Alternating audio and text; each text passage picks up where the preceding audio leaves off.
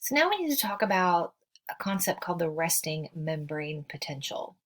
We know that the cell has a semi-permeable membrane and there are proteins in it that can act as channels and pumps that can move things like ions into and out of the cell. Well, the resting membrane potential is a result of the movement of those things. Okay, so in the resting state,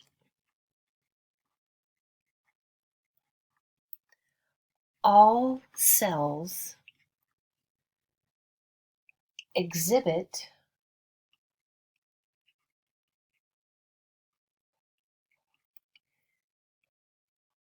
a potential or resting membrane potential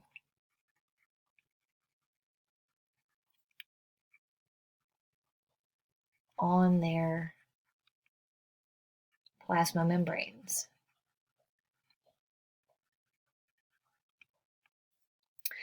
Because ions are moving into and out of the cell, and ions are charged particles. So they form a charge when they move across the membrane. So within a cell, we have, different things in it. There's proteins, which are usually kind of negatively charged, right? There's other things in here too. Okay, the whole cell itself is going to be a neutral charge. As far as ions go, the inside of the cell has a whole lot of potassium. Potassium is the dominant ion in the intracellular fluid.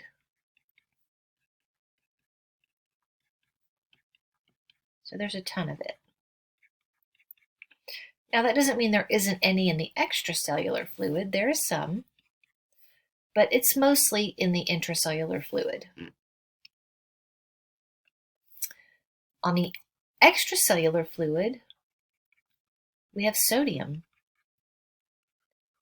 that is predominant, and we've talked about that. Sodium is the dominant or the most abundant ion in the extracellular fluid. So that's in interstitial fluid and in plasma.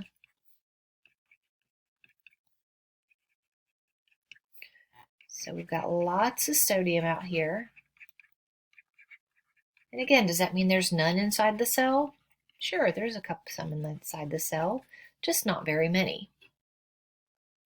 And there are other things too out here. There's some, chlorine. There's chlorine in here. All right. There's, there's calcium. There's other things in here too. Bicarbonate. There's all kinds of stuff. But when we're talking about the resting membrane potential, we are looking at specifically at sodium and potassium and how it moves across the plasma membrane. So it really doesn't matter about this other stuff, okay? All right, in a cell, cells have a ton of open channels, so leaky channels that are just open all the time. They're always open and always letting things through. Many channels, like these that I'm drawing right now, are specific to a specific solute. So this one here is going to be specific to potassium, same color, okay? So since there's more potassium inside the cell than there is on the outside of the cell, and all these green potassium channels are open, what's going to happen? Potassium is going to diffuse. It's going to diffuse out. And it's going to do that. And of course, that is going to create a potential of voltage on the plasma membrane. Okay, so potassium is a positive ion, and as it's leaving, it's going to make the inside of this thing negative, because, and just along the membrane here, it's going to get negative, and it's going to get negative because a bunch of positives are leaving. So this is negative here. And it gets negative to about negative 90 millivolts. So millivolts is how we measure voltage. Volts or millivolts. Okay, so it's about negative 90 millivolts on the average cell. Well, we've got sodium here as well. Okay, and there are open channels for sodium, but there are not very many. They're few and far between, but these are open, so since there's more sodium on the outside of the cell and not very many sodiums on the inside of the cell, sodium will diffuse in.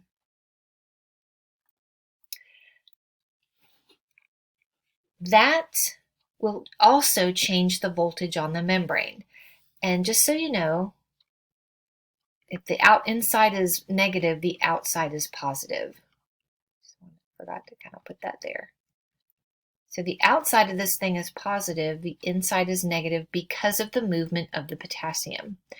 So if sodium is also a positive ion and it is moving in, what is going to happen to that voltage? Well, the voltage is going to get more positive again. It's going to change. So this number is going to increase. But there's not much sodium coming in, just a little bit. So it increases it to about negative 70 millivolts. Okay. So negative 70 millivolts is the resting membrane potential. That's what a resting cell has, is this negative 70 millivolt voltage on its membrane. Well, remember, we're talking about diffusion. This is all passive. Okay, this is happening passively through the diffusion of sodium and potassium.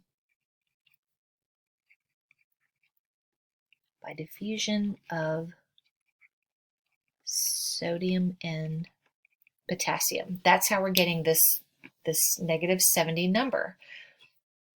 Well, all cells exhibit this, and it has to be like that. But what does diffusion result in? Eventually, it results in equilibrium. So things are going to keep moving until that happens. And we can't have that. We have to have a gradient for sodium and potassium that will maintain this number. Okay, so what happens is we have some other channels on here, and these are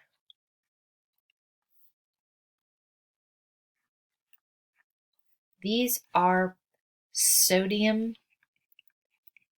and potassium pumps. So these are channels that are going to pull potassium into the cell and pull sodium out of the cell. And that will maintain the condition where There's more sodium on the outside of the cell and more potassium on the inside of the cell. And we'll keep this number going. Of course, this is active transport and it's going to require ATP. So when a cell exhibits this resting membrane potential, so the resting membrane potential, that means we call the cell polarized. So the cell is polarized when it is in the resting membrane potential. So it's polarized and basically ready to get any kind of communication, to be affected upon. Okay, if it didn't have this potential, it wouldn't be able to respond to things. So this is a very, very, very key and important concept that you must know. So please understand, in the components of this cell, when we're talking about sodium and potassium, and just so you know that sodium has the most effect on the extracellular fluid, and potassium has the most effect on the intracellular fluid due to this situation here. So make sure you understand always there's more potassium inside the cell, more sodium on the outside of the cell, and all resting cells are polarized, meaning that they exhibit this resting membrane potential.